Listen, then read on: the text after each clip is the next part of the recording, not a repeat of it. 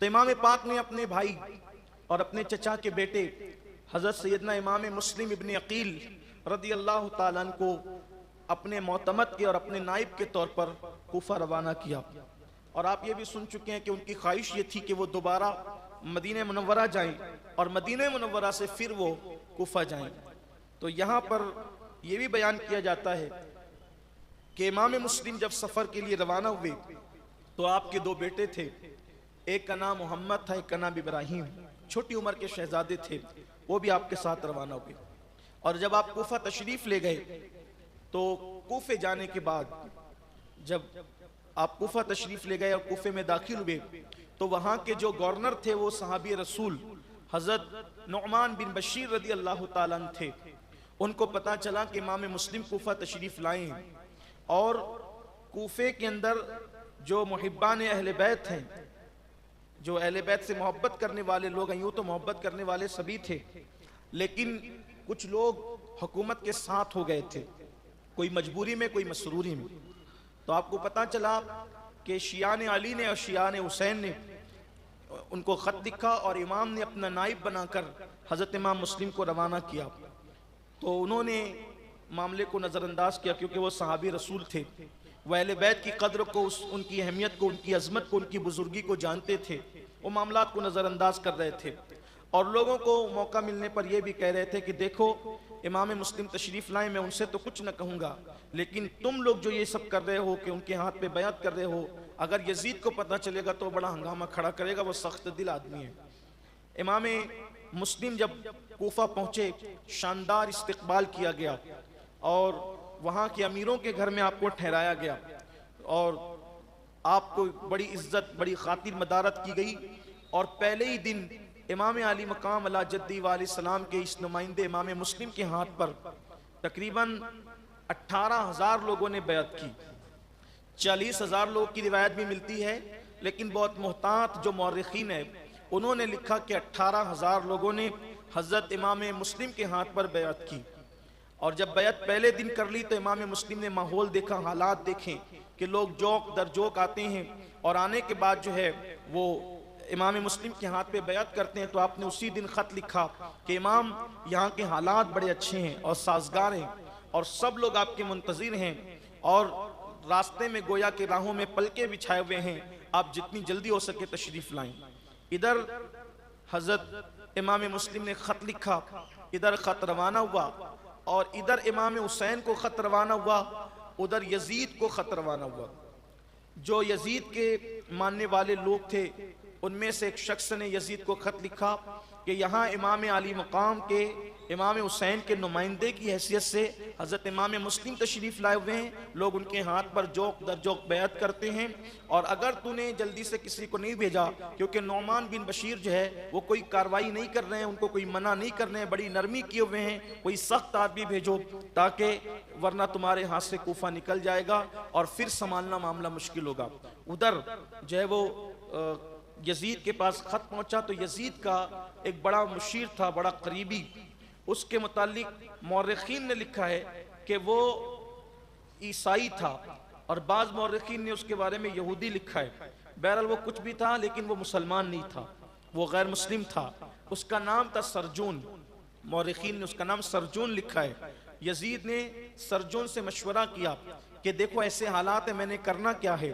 तो सरजून ने कहा कि सबसे ज़्यादा इस मामले को अगर कोई निपट सकता है तो वो बसरा का governor Ubaidullah Ibn Ziyad, Ubaidullah Ibn Ziyad इब्ने अबी, ये उसका पूरा नाम है, उसके बाप के नाम के साथ उबैदुल्ला इब्ने ज़ियाद इब्ने अबी। ये तारीख में पुरानी किताबों में मतलब ज़ियाद का बेटा उबैदुल्ला और ज़ियाद बेटा उसके बाप का, यानी कि शजरे नसब देख लें आप।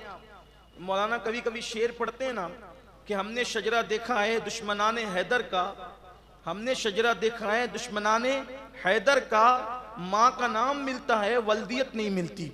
तो ये किसी को चिढ़ाने के लिए नहीं है, ये हंसी मजाक के लिए नहीं, ये हकीकत है। उबैदुल्ला इब्ने ज़ियाद इब्ने अबी मतलब ज़ियाद अबी उसके बाप का बेटा। तारीख में उसके बाप का नाम जो बड़े पुराने मौरखीन हैं उन्होंने नहीं लिखा, इसलिए कि जियाद जो पैदा हुआ था उसके मुतालिक मौरखीन का कहना यह है कि जियाद जिना से पैदा हुआ था, इसलिए लोगों ने उसके बाप का नाम नहीं लिखा बल्कि जियाद इब्ने अबी लिखा। बाद में फिर पुराने मौरखीन ने किसी और का नाम साथ में लिखा है। ये एक तारीखी बात है, लेकिन इससे कोई इख्तिलाफ भी कर सकता है। मैं इसको हतमी तौर पर ये नहीं कह रहा हूं कि ये मेरी तहकीक, इसको मानो। फिर कहता हूं मैं कोई मुहक्किक नहीं हूं, लेकिन आपके सामने पेश कर दिया। अब आप इसको पढ़िए, तहकीक कीजिए, आपके लिए रास्ते खुलेंगे, ताकि आपको पता चलेगा कि एक तरफ नसब की शराफत कितनी है। खानदान नबूवत की हर दौर में खुसूसियत ये रही है कि खानदान नबूवत का कोई बच्चा ले लें, उससे लेकर मौला अली तक आपको शजरे जो वो नजर आएंगे, बिल्कुल नजर आएंगे, हर दौर में नजर आएंगे, हर असर में नजर आएंगे, हर सदी में नजर आएंगे, हर जमाने में नजर आएंगे। लेकिन दुश्मनान अहले बैत के मुतालिक आप कभी ये चीज नहीं देखेंगे, जल्दी से आपको ये चीज नजर नहीं आएगी। तो उबैदुल्लाह इब्ने जियाद उन दिनों बसरा का हाकिम था। तो सरजोन ने मशवरा दिया कि ये सख्त दिल आदमी है, जाहिर सी बात है खून में शराफत नहीं होगी, सख्ती ही होगी। तो वो सख्त दिल आदमी था। यजीद का खत उसको पहुंचा, एक काम करो, जल्दी से तुम बसरा से निकलो और कूफे जाओ और वहां नौमान बिन बशीर को माजूल करो और उनकी जगह तुम जाकर के लो और उसके बाद सख्त कार्रवाई करो, मुस्लिम को कत्ल करो। वो शहीद क्या कहते थे, मुस्लिम को कत्ल करो, जो उसका साथ दे रहे उनको कत्ल करो और सख्त से सख्त कार्रवाई करो, किसी की कोई रियायत मत करो। जैसे ही इसको जो है वो ये खत मिला, इसने जल्दी जल्दी तैयारी शुरू की, अपनी जगह अपने भाई को उसने मुकर्रर किया और फिर जो है वो बसरा से वो अपने घर वालों को लेकर और अपने चंद साथियों को लेकर, जिसमें कमोबेश 50 के ऊपर तादाद मौरखीन ने लिखी है, वो लेकर के रवाना हुआ। और फिर जो रास्ता हिजाज की तरफ से आता था, उसने रास्ते में जो है वो अपने घर वालों को रोका और चंद लोगों को लेकर के हिजाजी लिबास पहनकर और अपने चेहरे पर और अपने सर पर जो है वो रुमाल डालकर वो मगरिब और इशा के दरमियान कूफा के अंदर दाखिल हुआ। उस लोमड़ी सिफत इंसान की इसमें चालबाजी ये थी कि अगर मैं हिजाज के रास्ते से मगरिब और इशा के दरमियान दाखिल हूँगा, चूंकि लाइट का दौर नहीं था, वो दौर तो चरागों का दौर था, तो मगरिब और इशा के दरमियान अंधेरा होगा, कोई मुझे पहचान नहीं सकेगा, इस तरह से मेरा दाखिल होना आसान होगा। और फिर वो भी हिजाजी लिबास के अंदर, अरबी लिबास के अंदर जब वो जाएगा तो लोग समझेंगे कि इमाम हुसैन इब्ने अली तशरीफ लाएं। और हुआ भी ऐसा, उसका तीर निशाने पर लगा और जब वो हिजाजी लिबास में हिजाज के रास्ते से कूफा में दाखिल हुआ तो पूरा मजमा इकट्ठा हो गया। सबने मरहबा बिका या इब्ने रसूल, मरहबा बिका या इब्ने रसूल, ये नारा लगाना शुरू किया। और फिर उसके बाद वो सबको घूरता जाता कि कौन कौन नारे लगा रहा है। एक दीवाना वार कूफा वाले एक जश्न का समा बन गया और गोया के एक जुलूस की शक्ल बन गई और सब लोग नारा लगाते रहे। लेकिन लोगों को हैरत ये थी कि हम सलाम करते हैं तो इमाम हुसैन खिलाफे मामूल हमारे सलाम का जवाब नहीं देते, हम इतने जज्बात का जोश का इजहार करते हैं, लेकिन उधर से कोई जज्बात और जोर का इजहार नहीं है, आखिर ये क्या माजरा है। और फिर वो बढ़ता रहा, आखिरकार ये हुआ कि वो जो है वो इमाम मुस्लिम जहां मुकीम थे उस तरफ सवारी बढ़ने की बजाय कूफा के गवर्नर हाउस की तरफ, दारुल इमारत की तरफ वो सवारी बढ़ने लगी। तो अब लोगों को जो है वो शक जो है यकीन में बदलने लगा और फिर लोगों ने गौर से देखा तो कहा ये इब्ने रसूल तो नहीं है, ये तो इब्ने मरजाना है।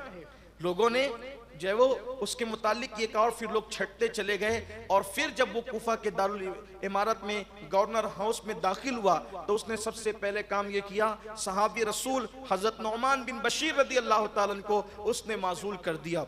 हजरत नौमान बिन बशीर को माजूल करने के बाद फिर वो गवर्नर बन बैठा और फिर उसने मुनादी करा दी कि कूफा के जितने बड़े बड़े लोग हैं, उमरा है, वो सब के सब मस्जिद में जमा हो जाएं। वो सब मस्जिद में जमा हुए। उसने खुतबा दिया कि तुमने मुस्लिम को पनाह दे रखी है और मैंने सुना है कि तुम उसकी बैत को इमाम हुसैन के हवाले से जो है वो बैत उसके हाथ पर करते हो। और यजीद इसको सुन करके बड़ा नाराज हुआ है और उसने मुझे सख्त कार्रवाई करने का हुक्म दिया है। अब मैं सख्त से सख्त कार्रवाई करूंगा, किसी की रियायत नहीं करूंगा। इस तरीके से उसने धमकी दी और धमकी देने के बाद जो वहां के उमरा थे उनको वो उठाने लगा। जब ये बात हजरत इमाम मुस्लिम रदी अल्लाह ताला अन्हु को पहुंची तो आप जहां मुकीम थे आपको पता चला कि इब्ने जियाद बदनिहात बानी फसाद वो बदबख्त आया हुआ है और उसकी तकरीर से कूफा वाले मुतासिर हो गए हैं। तो हजरत मुस्लिम इब्ने अकील का जहां क़याम था आप वहां से निकले और निकलने के बाद आपने अपने बच्चों को मौलाए कायनात के शागिर्द हजरत काजी शुरे के हवाले किया और आप खुद जो है मुहिब्बे अहले बैत हजरत हानी इब्ने उरवा के घर तशरीफ ले गए। जब आप घर गए, अगरचे वो मुहिब्बे अहले बैत थे हानी बिन उरवा, मगर उस वक्त इमाम मुस्लिम का आना बाज़ मुअर्रिखीन ने लिखा है कि उनको पसंद न आया, इसलिए कि हालात ख़राब हो रहे थे, हालात तब्दील हो रहे थे। तो बहरहाल लेकिन इमाम मुस्लिम तशरीफ़ लाए तो उन्होंने अपने घर में रखा और उनको सब सूरत हाल से आगाह किया। चूँकि हज़रत हानी इब्ने उरवा जो थे वो एक मशहूर आदमी थे और इनका असर रसूख भी था, इब्ने ज़ियाद से इनके ताल्लुकात भी थे, ये सारी चीज़ें थी। अब हज़रत हानी ने उनको अपने घर में छुपाया और ख़ुद जो है वो दरवाजे पर बैठे रहते।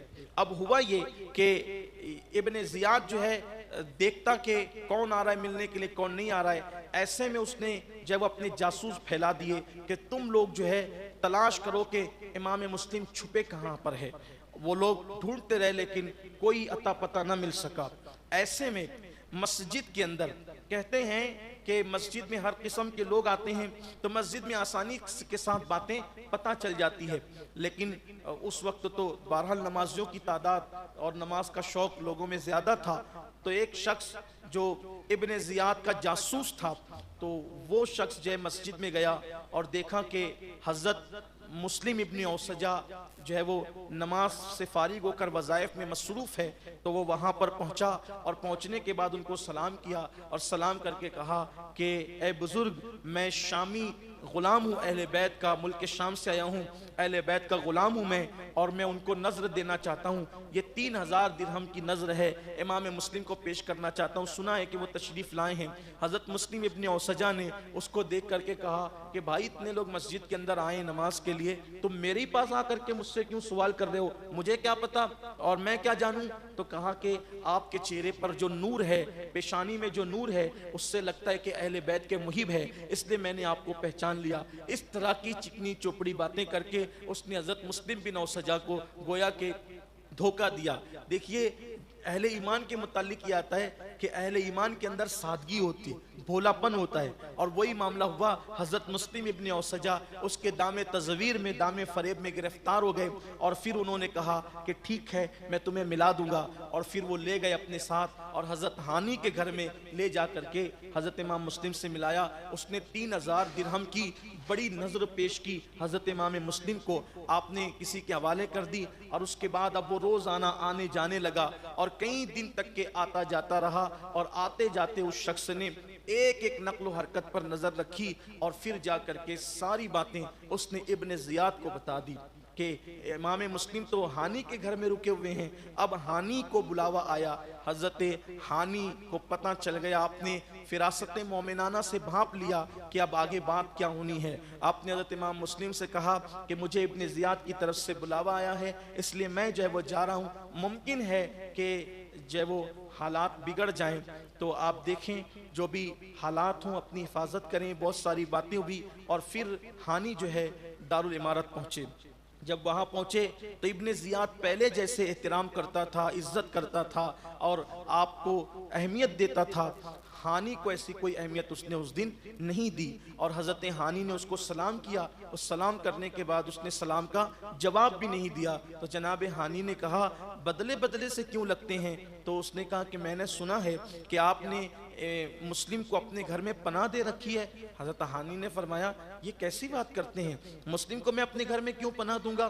तो अभी ये बात ही हो रही थी कि उतने में वही जासूस, वो बदबख्त, उसको सामने लाया गया। उसको सामने देखकर आपका पूरा वजूद कांप गया और आप इनकार न कर सके। ऐसी हालत में उसने कहा कि अब जो है आप इसकी बात को झुटला तो नहीं सकते, तुम्हारे घर में हुकूमत के खिलाफ जो है वो मंसूबे बनते हैं, जंग की तैयारियां होती है और आप ये करते हैं और ये करते हैं और ये करते हैं, इमाम मुस्लिम को आपने पनाह दे रखी है। हानी ने कहा चूंकि मैंने उनको बुलाया नहीं था, वो मेरे घर चल कर आए। अब रसूलुल्लाह की औलाद अगर मेरे घर खुद से चल के आए तो मैं इनकार कैसे कर सकता हूँ? तो मैंने उनको अपने घर में रखा तो कहा कि अब उनको मेरे हवाले कर दो। हानी ने कहा कुछ भी हो जाए मैं उनको तुम्हारे हवाले नहीं कर सकता, क्योंकि तुम उनको कत्ल करोगे। मैं क़यामत के दिन अल्लाह रसूल को क्या मुंह दिखाऊंगा कि मैंने कत्ल करने के लिए नबी के शहजादे को तुम्हारे हवाले कर दिया था, ये नहीं हो सकता। ऐसी सूरत में उसने जो है वो डंडा उठाया और डंडा उठा करके हजरत हानी को खूब मारा, यहां तक कि आपके दांत टूट गए, आपका होंठ फट गया। और फिर ये अफवाह शहर में घूम गई कि हानी कत्ल हो गए। तो हानी के पूरे जो रिश्तेदार वगैरह थे वो सारे लोग तैयार हुए और उन्होंने जो है वो इंतकाम की आवाज़ बुलंद की। जब ये बात इमाम मुस्लिम को पता चली तो आप भी हानी के घर से निकले और दारुल इमारत का यानी कि कूफा का जो गवर्नर हाउस था उसका मुहासरा कर लिया और उसको घेर लिया। 40,000 कूफी जमा हो गए तलवारें लेकर लड़ने के लिए। एक इशारा करते इमाम मुस्लिम तो कूफा के दारुल इमारत की ईंट से ईंट बच जाती। लोग मुंतजिर थे कि आप इशारा करेंगे, लेकिन इमाम मुस्लिम ने फरमाया मैं जंग का आगाज नहीं करूंगा, मैं ये चाहता हूं कि इब्ने ज़ियाद से बैठकर गुफ्तगू और मामला तय हो। ऐसे में जो है वो काजी शुरेह को बुलाया गया और इब्ने ज़ियाद ने जो मजमा जमा था और ईंट से ईंट बच सकती थी, कोई बचकर नहीं जा सकता था। काजी शुरे को बुला करके इतना कहा कि ये कहते हैं कि हानी कत्ल हो गए, आप आकर के देख लें। देखा तो हजरत हानी जो है वो बिल्कुल जख्मों से चूर थे, कपड़े खून में भरे हुए थे, लेकिन चूंकि काजी शुरे को इतना बताना था बाहर जाकर के हानी मुर्दा है या जिंदा है, चूंकि वो जिंदा थे। हजरत हानी ने साथ में कहा कि जा करके बाहर इतना कह दो कि अगर अभी चंद लोग भी हमला कर लें तो ये चंद लोग हैं सब खत्म हो जाएंगे। इस तरीके से इमाम मुस्लिम की हुकूमत कूफा पर कायम हो जाएगी, आप जाकर ये बात बता दें। दोनों मुहिब्बे अहले बैत थे, लेकिन इब्ने ज़ियाद ने चूंकि ये लोमड़ी सिफत इंसान था, इसने जो वो अपना जासूस साथ में कर दिया और काजी शुरे को बता भी दिया कि आप बाहर जाके जो कहेंगे ये मेरे आदमी सुनेंगे उसको। और फिर उसके बाद काजी शुरे ने बहुत अफसोस के साथ इतना बताया कि लोगों हानी जिंदा हैं और हजरत हानी का पैगाम जासूसों की वजह से ना पहुंचा सके। ऐसे में मजमा छटता चला गया। मजमा छटते छटते 500 लोग बचे। 40,000 लोगों में से सिर्फ 500 लोग बचे।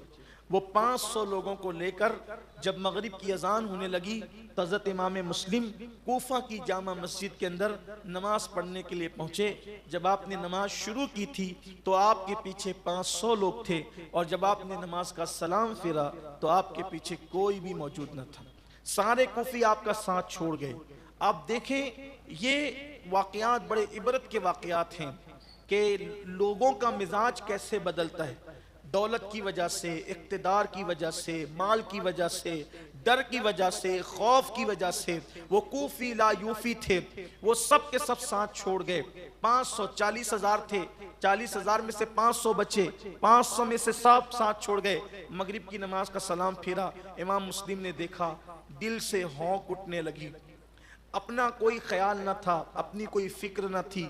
फिक्र थी तो हुसैन पाक और आले हुसैन पाक की कि मैं तो खत लिख चुका हूँ कि आप जल्दी से आएं। वो मेरा खत देख करके जल्दी निकलेंगे, अब यहाँ आएंगे। ये तो सब साथ छोड़ चुके। इमाम मुस्लिम ने नमाज मुकम्मल की और नमाज मुकम्मल करने के बाद देखा तो सारे कूफियों के दरवाजे मगरिब की नमाज के बाद ही बंद हो चुके थे। जिसको बुलाया था बड़े वास्ते देकर, जिसको बुलाया था बड़ी बड़ी बातें करके, आज उसको बेयारो मददगार छोड़ दिया। गोया के कोई कहने वाला कह रहा था, कूफियों तुमने जो साथ छोड़ा है, तुम्हारी बदअहदी की, बेवफाई की मिसाल क़यामत तक मिंबरों से पढ़ी जाएगी और तुम्हारी बेवफाई क़यामत तक बयान की जाएगी। सारे दरवाजे बंद हैं। इमाम मुस्लिम जो है निकलते हैं, जिन्होंने मेहमानियाँ की थी, जिन्होंने जो है वो नारे लगाए थे, जिन्होंने बयातें की थी, सब गायब थे। इमाम मुस्लिम ने सोचा क्या करें, हत्ता कि अब इमाम मुस्लिम की पोजीशन ये थी कि इमाम मुस्लिम को पीने के लिए पानी तक मैसर न था। ऐसे में इमाम मुस्लिम कूफा की एक गली में चल पड़े तो वहां क्या देखा कि एक औरत थी, उसका नाम तोआ था, उसके बेटे का नाम बिलाल था और वो बिलाल जो था वो इब्ने अशअद का गुर्गा था। तो ऐसी हालत में उसका बेटा चूंकि आज घर नहीं आया था तो वो बेटे के इंतजार में दरवाजा खोलकर, इकलौते बेटे के इंतजार में दरवाजा खोल करके बैठी थी कि मेरा बेटा आएगा तो मैं उसको घर में लेकर दरवाजा बंद कर लूंगी। इमाम मुस्लिम ने उस बूढ़ी औरत को, तोआ को जो है वो देखा तो उसको सलाम किया, उसने सलाम का जवाब दिया। इमाम मुस्लिम ने कहा, माई क्या तुम मुझे पानी पिला सकती हो?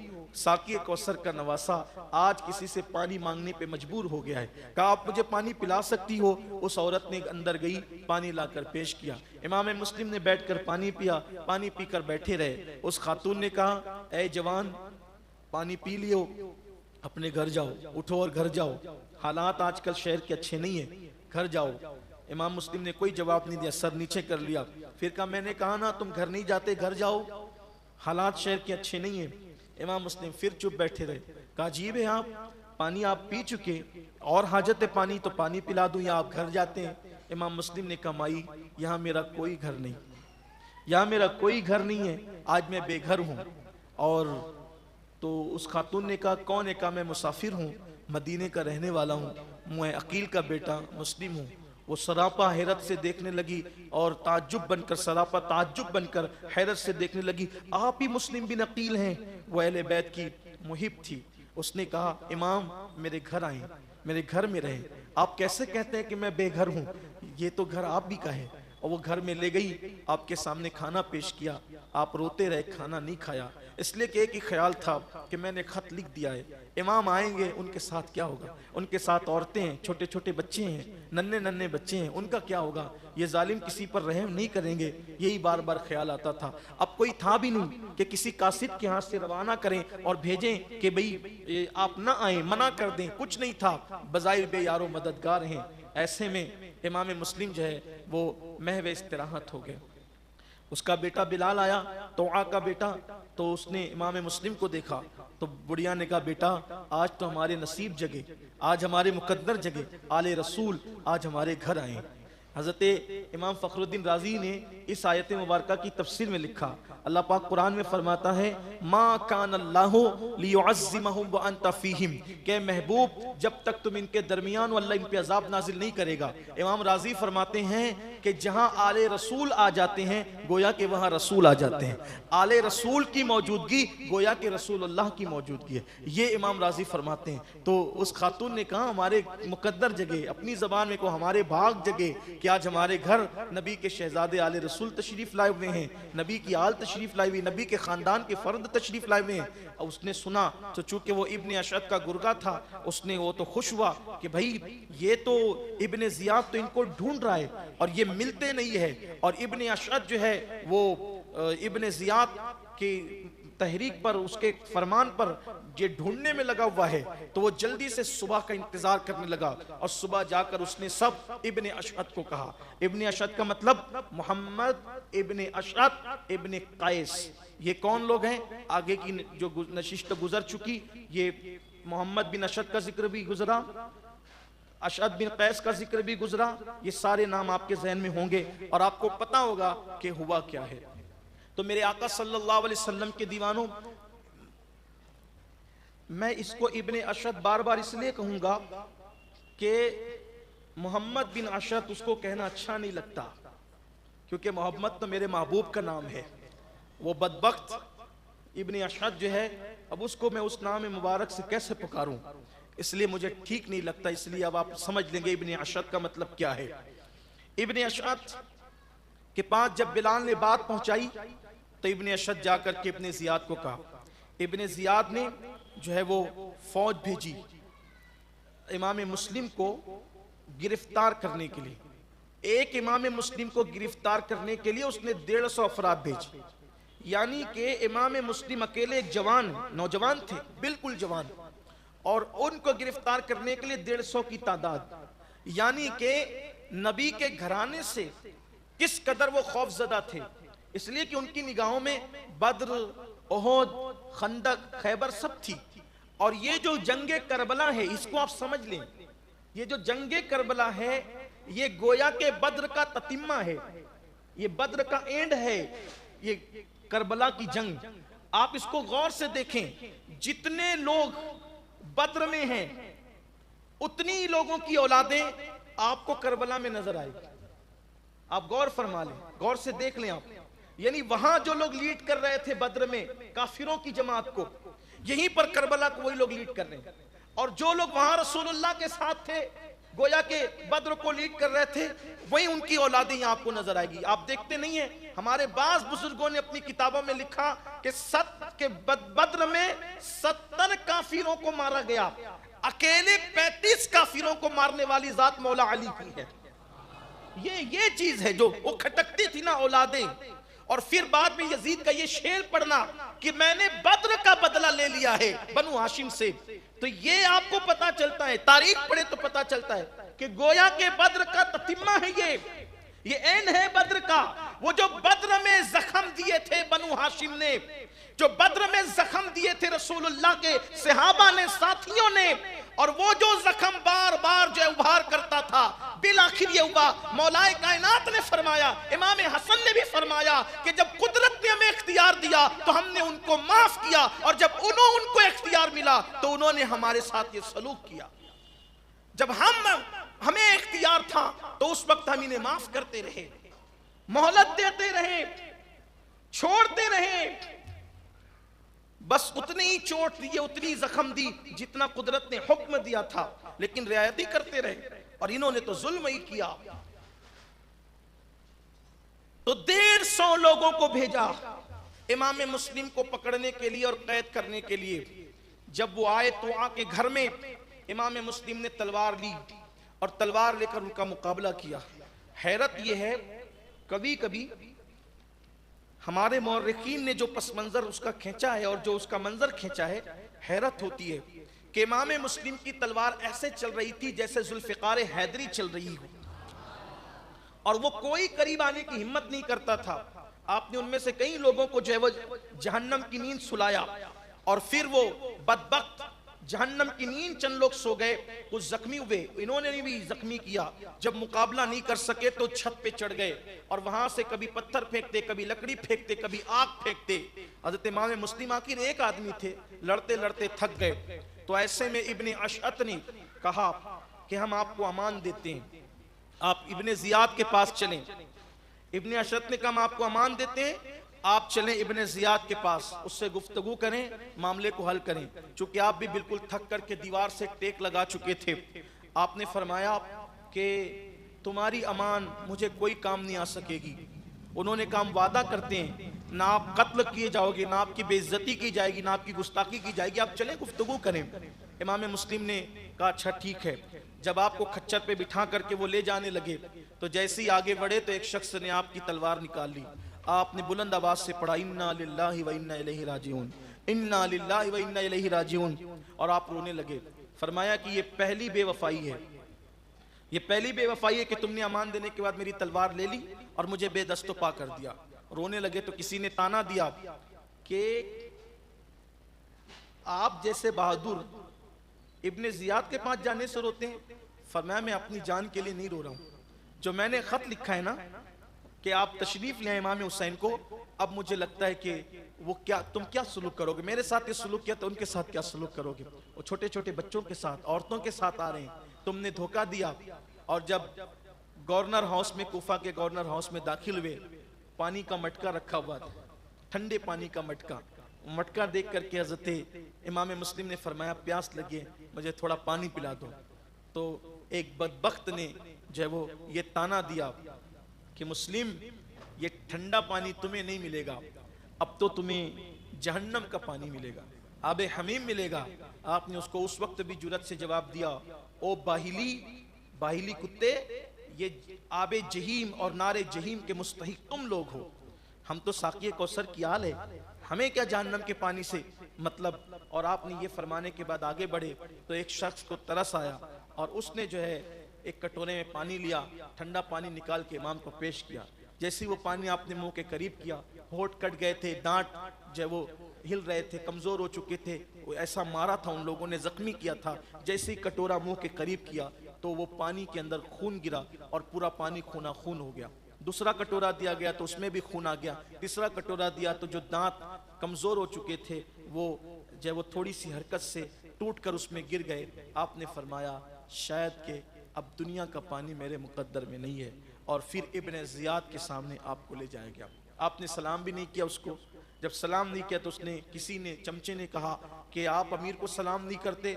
फरमाया ये मेरे कत्ल के दर पे है, अगर ये कत्ल करें तो मैं इनको क्या सलाम करूं, और अगर ये मुझे कत्ल नहीं करना चाहते तो जिंदगी रहेगी तो बहुत सलाम होता रहेगा। ये बात हुई।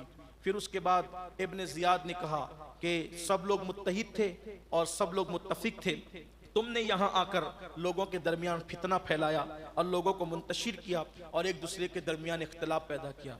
इमाम मुस्लिम ने फरमाया, मैं नहीं आया, हमें बुलाया गया है, हमें कस्में दी गई, वास्ते दिए गए, शरीयत के तहफ़्फ़ुज़ की बातें की गई, और अब ये लोगों ने साथ छोड़ दिया।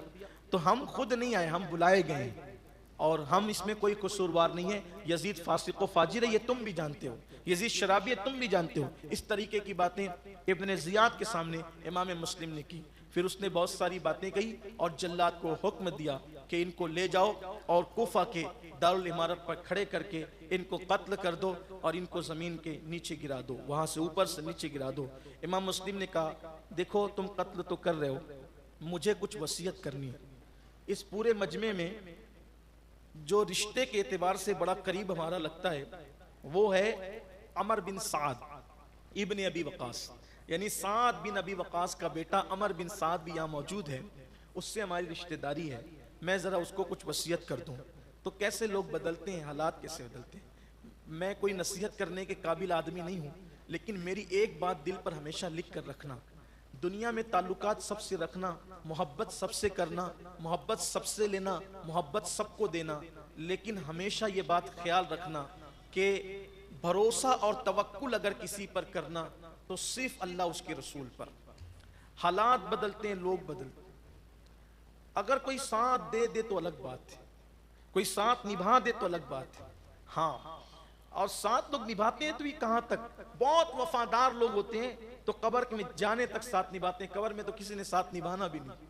बड़ी बेवफा है ये दुनिया। लेकिन हाँ, आपको ये भी दूसरी नसीहत की जाती है, अगर किसी से ताल्लुक जोड़ना आपने वफा करना।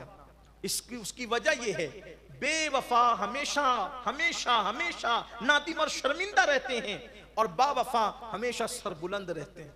वफा सीखो, करबला में वफा सिखाती है। आगे जब जिक्र आएगा तो पता चलेगा कि दास्तान बावफा कितनी खूबसूरत है।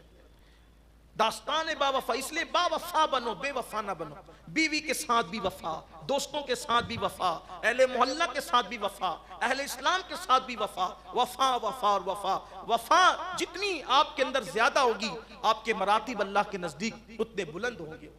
तो इमाम मुस्लिम ने फरमाया कि मुझे वसीयत करना है। अमर बिन साद इब्ने अबी वकास रदी अल्लाह ताला का बेटा, इतनी बड़ी हस्ती साद बिन अबी वकास, उनका बेटा, उसने कहा मैंने कोई तुम्हारी वसीयत नहीं सुनना। यानी हुकूमत के सामने इतनी चमचागिरी पे वो आ गया, कहा मैंने कोई वसीयत नहीं सुनना। इब्ने जियाद ने कहा भाई बोलते हैं तो सुन ले, सुनने में क्या जाता है। तो उसने कहा अच्छा ठीक है। वो साइड में हुए तो कहा कि देखो मेरी 3 वसीयत है। एक तो ये कि 700 दिरहम मैंने कूफा में फुला से कर्ज लिए, तो मेरा घोड़ा है, मेरी ज़रा है, मेरी तलवार है, उसको बेच करके मेरा कर्ज अदा कर दें, ये काम करना। दूसरी वसीयत ये है कि इमाम हुसैन को मैंने खत लिखा है कि हालात अच्छे, आप जल्दी से आ जाएं। तो वो आएंगे, मेरा खत पढ़कर तो जरूर आएंगे। एक काम कर दो, उनको इत्तला कर दो कि खुदा के लिए वो ना आए, कम से कम मेरी शहादत हो रही है तो उनके साथ तो ये धोखा ना हो, वो वहीं रुक जाए जहां है। और तीसरी वसीयत ये है कि जब मुझे शहीद कर दिया जाए तो मेरा जिस्म मुझे लेकर के मुझे कब्र में दफन कर देना, उसकी बेहुरमती मत होने देना। ये 3 काम मेरे करना, इतना ख्याल करना। जैसे ही वसीयत करके इधर आए तो अमर बिन साद ने इब्ने जियाद को सारी बातें बता दी। तो उसने हंस के कहा कि मुस्लिम ने वसीयत भी की तो ऐसे खाइन को की, ऐसे खयानत वाले को की कि उसने सारी वसीयत ओपन कर दी। अब रही बात यह कि घोड़ा वगैरह तो सब हमारी मिल्कियत में, हम तुम्हें नहीं देंगे। दूसरी बात यह कि हुसैन यहाँ आएंगे तो हम उनको जो करना चाहेंगे उनके साथ करेंगे, नहीं आएंगे तो कोई मामला ही नहीं होगा। और तीसरी बात यह है कि वह जो जिस्म है मैं उसके मुतालिक तुम्हारी एक न सुनूंगा, मुझे जो करना है मैं वही करूंगा।